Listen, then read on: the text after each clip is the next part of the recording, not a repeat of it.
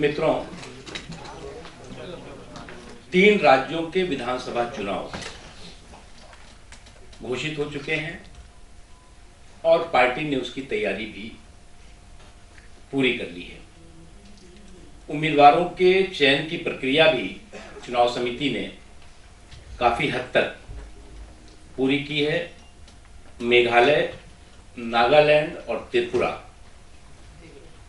इन 3 राज्यों में अभी चुनाव घोषित हुए हैं चुनाव आयोग द्वारा, और इन तीनों राज्यों में भारतीय जनता पार्टी चुनाव लड़ेगी। मेघालय की 60 सीटें हैं, जिसमें कि भारतीय जनता पार्टी को पिछली बार 1 सीट पर विजय मिली थी। उसी तरह से नागालैंड में 60 सीटें हैं, जहां पर भारतीय जनता पार्टी को पिछली बार 2 सीटें मिली थी और लगभग 6% वोट भी भारतीय जनता पार्टी ने हासिल किया था। त्रिपुरा में भी भारतीय जनता पार्टी चुनाव के मैदान में है। मेघालय में जो एनपीपी, नेशनल पीपुल्स पार्टी है, श्री सागमा जी की, उसके साथ समझौते से भारतीय जनता पार्टी चुनाव के मैदान में है। इसी तरह से नागालैंड में भी कुछ पार्टियों से समझौते की प्रक्रिया चल रही है, जहां पर कि हम मिलकर के चुनाव लड़ेंगे। त्रिपुरा में भारतीय जनता पार्टी फिलहाल अकेले चुनाव मैदान में है। पार्टी के वरिष्ठ नेता चुनाव के अभियान में, चुनाव के कार्यक्रमों में जाएंगे और हम गंभीरता के साथ इन राज्यों में अच्छा प्रदर्शन करें और सहयोगियों के साथ मिलकर सरकार बनाएं। इस उद्देश्य से हम मजबूती के साथ चुनाव की तैयारियां हमने की हैं और चुनाव हम लड़ रहे हैं। मित्रों, कांग्रेस का चिंतन शिविर, उसकी काफी चर्चा है, लेकिन अगर एक लाइन में इस चिंतन शिविर की कहानी को बयान करना हो तो वो खोदा पहाड़ निकली चुहिया, इससे ज्यादा कुछ नहीं है। एक डिफाल्टर, डिफेम और डिस्ट्रक्टिव सरकार और पार्टी का डैमेज कंट्रोल एक्सरसाइज। एक डिफाल्टर, डिफेम और डिस्ट्रक्टिव पार्टी और सरकार का डैमेज कंट्रोल एक्सरसाइज। मैं डिफाल्टर इसलिए कह रहा हूं कि जब ये दोबारा सत्ता में आए तो इन्होंने कहा था 100 दिनों में हम महंगाई घटाएंगे। महंगाई घटी नहीं, बल्कि आसमान छूने लगी।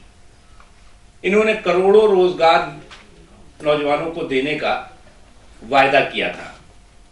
रोजगार तो आया नहीं, बेरोजगारी सर चढ़कर बोल रही है। इन्होंने कहा था कि हम आर्थिक उदारवाद के माध्यम से देश की अर्थव्यवस्था को मजबूत करेंगे, देश को मालामाल करेंगे, लेकिन रुपया कंगाल होता गया और डॉलर यहां देश में मालामाल होता गया। इनका जो आर्थिक उदारवाद था वो देश के लिए आर्थिक उदारवाद साबित हुआ। और डिस्ट्रक्टिव पॉलिटिक्स के चैंपियन हैं ये लोग। अगर आप देखें तो संवैधानिक संस्थाओं को इन्होंने कमजोर करने का एक सुनियोजित षड्यंत्र किया।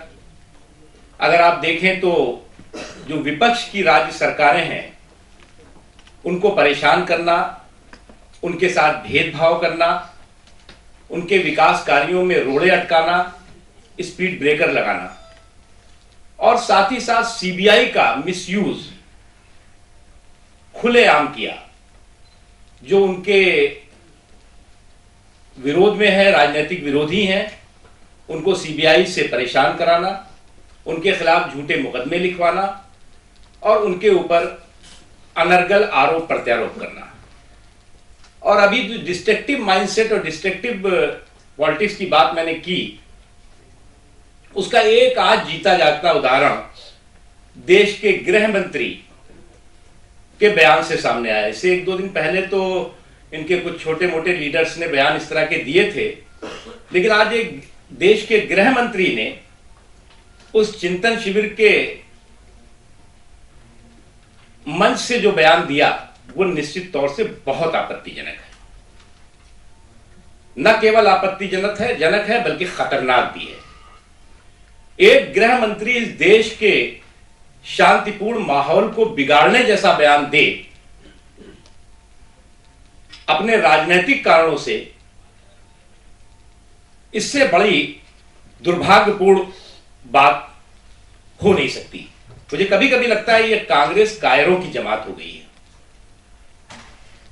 कांग्रेस कायरों की जमात इसलिए कह रहा हूं कि देश में एक के बाद एक आतंकवादी घटनाएं हो रही हैं, एक के बाद एक देश में आतंकवादी पनप रहे हैं, फल फूल रहे हैं। आतंकवाद से लड़ने का जो हथियार था उसको इस सरकार ने आते ही तोड़ दिया, पोटा खत्म कर दिया। सीमा पार से घुस करके आतंकवादी हमारे यहां, हमारे देश में अपनी शैतानी हरकतें कर रहे हैं और हम गुलाब का और शांति का फूल लेकर के उनका स्वागत कर रहे हैं। हमारे जवानों के सर पाकिस्तान की फौज और पाकिस्तान के आतंकवादी मिलकर के काट देते हैं। हमारे प्रधानमंत्री को उस पर बोलने में बहुत दिन लग जाता है, हमारी सरकार को उस पर रिएक्शन देने पर बार बार सोचना पड़ता है। देश जब आक्रोशित होता है तो मजबूरी में हमारी सरकार पाकिस्तान को चेतावनी देती है, और वो भी ऐसी फुलफुली और फुसफुस चेतावनी जिसको सुनकर के कोई भी इस तरह का शैतानी और दरिंदगी भरी मानसिकता वाला व्यक्ति मजाक उड़ाए। इन सब चीजों पर चुप्पी, आतंकवादियों के प्रति नरमी, और देश में आप धर्म के नाम पर एक संस्था को, एक राष्ट्रवादी संस्था को, आरएसएस को आप आतंकवादी करार दे रहे हैं और एक गृह मंत्री आतंकवादी करार दे रहा है। निश्चित तौर से इसकी माफी मांगना चाहिए श्रीमती सोनिया गांधी जी को, इसको माफी मांगनी चाहिए राहुल गांधी जी को और गृह मंत्री जी को, अन्यथा इसके गंभीर परिणाम होंगे। ये एक्सेप्टेड नहीं है। ये इस तरह की बात एक गृह मंत्री के माध्यम से कहलाई जाए जिसका कहीं कोई सिर पैर नहीं हो, यह कहकर के आपने वास्तविक आतंकवादियों को क्लीन चिट देने की कोशिश की है। पाकिस्तान प्रायोजित आतंकवाद को आपने ऑक्सीजन देने की कोशिश की है, और उन आतंकवादी संगठनों को, जो आतंकवादी संगठन की देश में अपनी शैतानी मानसिकता के माध्यम से देश की शांति को बिगाड़ना चाहते हैं, उनको ताकत देने की कोशिश की है। यह बहुत बड़ा गंभीर अपराध किया है और सिर मुड़ाते ही ओले पड़े हैं। अभी तो युवराज की ताजपोशी जिस दिन हुई उसी दिन युवराज के सिर मुड़ाते ही ओले डाल दिए गृह मंत्री ने। इसलिए हमारी मांग है कि माफी मांगे और श्रीमती सोनिया गांधी जी माफी मांगे, अन्यथा इसके गंभीर परिणाम उन्हें झेलने पड़ेंगे। दरअसल दिक्कत यह हुई है कांग्रेस की, मैंने जैसा कि कहा कि एक डिफाल्टर पार्टी, एक डिफेम्ड सरकार और एक डिस्ट्रक्टिव माइंडसेट के साथ कर रही सरकार मचल रही है, बेचैन हो रही है। जिन सपनों को उसने दिखाया था लोगों को, उस सपनों के साथ विश्वासघात किया, धोखा किया। नौजवानों के साथ धोखा किया, किसानों के साथ धोखा किया, आम लोगों के साथ धोखा किया। अब एक नया सपनों का सौदागर लेकर के ये फिर सामने आ रहे हैं और वो दिखा रहा है कि ये सपनों का सौदागर जो है, ये जो हमने सपने किसी वक्त दिखाए थे वो नहीं पूरे हो पाए। अब दूसरा जो है सपनों का सौदागर हम जनता के बीच में लेके आएंगे। वो उनकी मर्जी है, किसको लेके आते हैं, किसको लेके नहीं आते, ये हमारी चिंता का विषय नहीं है। लेकिन ये बात सही है कि कोयले की कालिख महंगाई की माला और घोटालों का घुंघरू पहनकर कौन सा चिंतन कर रहे हैं? कोयले की काली, महंगाई की माला और घोटालों का घुंघरू पहन के कौन सा चिंतन कांग्रेस कर रही है? आपने इन तमाम मुद्दों पर कोई बात नहीं की, देश को कोई आश्वासन नहीं दिया। आपने कहा जी एक जो सपनों का सौदागर था वो तो गया, अब दूसरा हम सपनों का सौदागर लाएंगे और ला करके फिर से जनादेश दीजिए। किस लिए जनादेश दीजिए भाई? कि हमने महंगाई बढ़ाई है इसलिए जनादेश दीजिए, हमने बेरोजगारी बढ़ाई है इसलिए जनादेश दीजिए, हमने घोटाले और भ्रष्टाचार के रिकॉर्ड तोड़े हैं इसलिए जनादेश दीजिए। और आज जो शुरू से इनकी खीज थी, घबराहट थी, वो भारतीय जनता पार्टी के बढ़ते हुए जनाधार को लेकर है, लोगों के सड़कों पर दिख रहे जनाक्रोश को लेकर है। और आते आते आते आते आखिरी आते आते वो मुंह से निकल ही गया इनको लगने लगा कि अब साहब अब इसके बाद तो कुछ और नहीं हो रहा है, इसलिए भाजपा को ही हमला करो। पहले इन्होंने राज्य सरकारों पे हमला किया, कहा जितना भी राज्य सरकारें विकास कर रही हैं भाजपा की, वो सब हमारी मेहरबानी से कर रही हैं, क्योंकि हम देश के राजा हैं और वो हमारी रियाया है। अरे भैया, जब भाजपा की राज्य सरकारें आपकी मेहरबानी से विकास कर रही है तो आपकी राज्य सरकारें क्यों नहीं कर रही हैं, जिनको कि आप पूरे खजाने खोल रखे हैं आपने?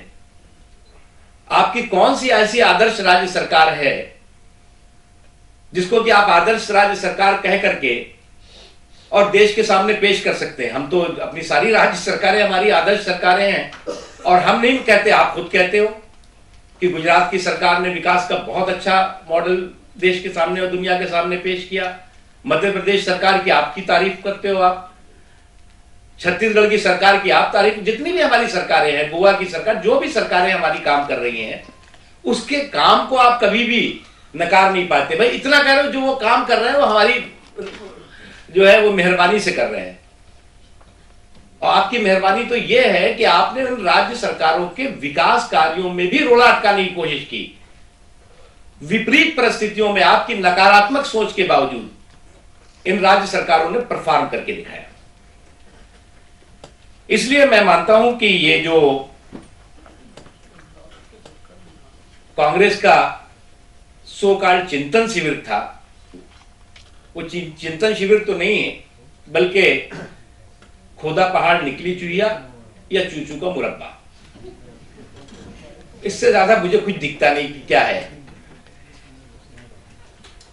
इसलिए हमें इसके बारे में कोई ज्यादा चर्चा भी करने की जरूरत नहीं थी, लेकिन आज जिस तरह का उनका बयान और जिस तरह का उनका व्यवहार आया, निश्चित तौर से उस पर वो बहुत गंभीर है और उस पर हमें कड़ाई के साथ आपत्ति की है। मित्रों, लगातार देश के सामने जो चुनौतियां हैं, उन चुनौतियों को हम हमेशा सड़कों पर लेकर आते रहे। ये कोई भी सपनों का सौदागर लाए, ये कोई भी कहानी बनाए, ये कोई भी सूत्री कार्यक्रम बनाए, इससे देश का भला होने वाला नहीं है। और इसको लेकर के हम फिर से एक बार आक्रामक ढंग से मजबूती के साथ सड़कों पर आंदोलन शुरू कर रहे हैं। कल देश की सबसे बड़े राज्य और उसकी राजधानी लखनऊ में भारतीय जनता पार्टी जन संघर्ष संकल्प रैली करने जा रही है, जिसमें कि हम महंगाई, भ्रष्टाचार, घोटालों, पेट्रोल, डीजल, एलपीजी के दाम जो बढ़ाए गए हैं बेतहाशा, और साथ ही साथ एफडीआई रिटेल के माध्यम से जो विदेशी बाजार माफियाओं को के हाथ में इस देश को और देश के बाजार को गिरवी रखने का षड्यंत्र हुआ है, उसके खिलाफ हम राष्ट्रव्यापी अभियान और राष्ट्रव्यापी आंदोलन का अभियान का ऐलान करेंगे। पार्टी के हमारे राष्ट्रीय अध्यक्ष श्री नितिन गडकरी जी, पूर्व राष्ट्रीय अध्यक्ष डॉक्टर मुरली मनोहर जोशी, हमारे पूर्व राष्ट्रीय अध्यक्ष और उत्तर प्रदेश के पूर्व मुख्यमंत्री श्री राजनाथ सिंह जी, और उसके अतिरिक्त सभी वरिष्ठ नेता इस रैली में भाग लेंगे और उसके बाद हम पूरे देश में इस सरकार के खिलाफ और कांग्रेस की नकारात्मक सोच के खिलाफ, नकारात्मक राजनीति के खिलाफ बड़े अभियान देश के तमाम कोनों में करेंगे। मुझे इतना ही कहना है, आप लोगों को कोई प्रश्न है तो देखिए, पहली बात तो एक चीज बहुत कंफ्यूजन नहीं होना चाहिए। हमारे यहां डायनेस्टी नहीं है, डेमोक्रेसी है। और पार्टी में इंटरनल डेमोक्रेसी भी है और हमारा पार्टी का संविधान है।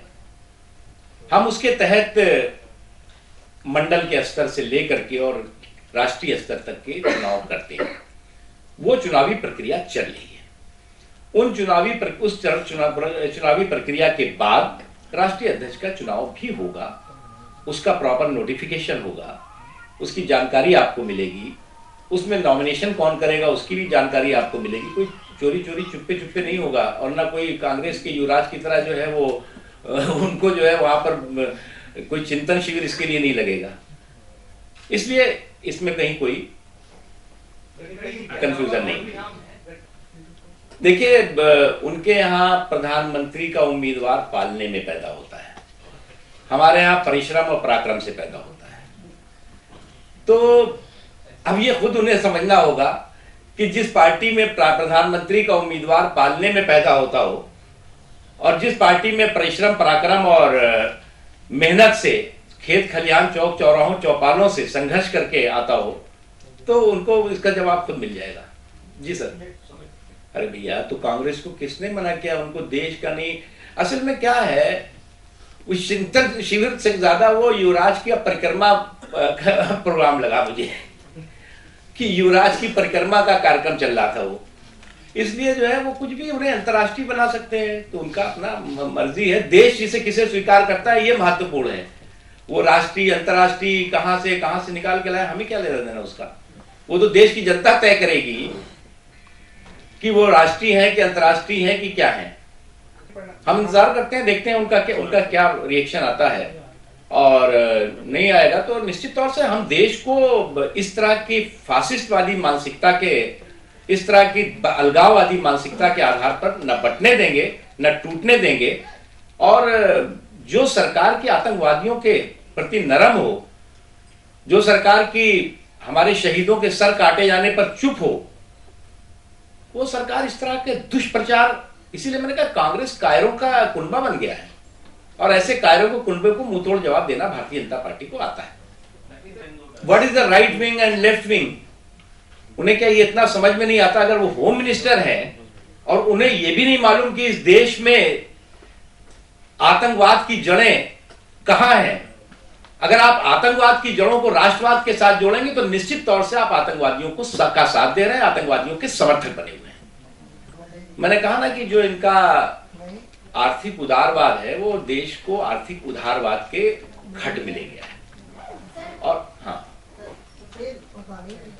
Completely fail. ये कॉमन लोगों के हितों के को बिल्कुल जो है एड्रेस नहीं करता है, देश के हितों को एड्रेस नहीं करता है। वो कांग्रेस का भविष्य जो है वो 2000, अरे भाई अध्यक्ष बना दो, मैं किसने रोका है? वो तो ही है अध्यक्ष, उपाध्यक्ष। ये कि जिस पार्टी की सोच जो है श्रीमती सोनिया गांधी के घर से निकलकर राहुल गांधी के लॉन पे खत्म हो जाती हो, तो वहां पे कुछ भी बना लो, क्या करना है? Thank you sir, thank you.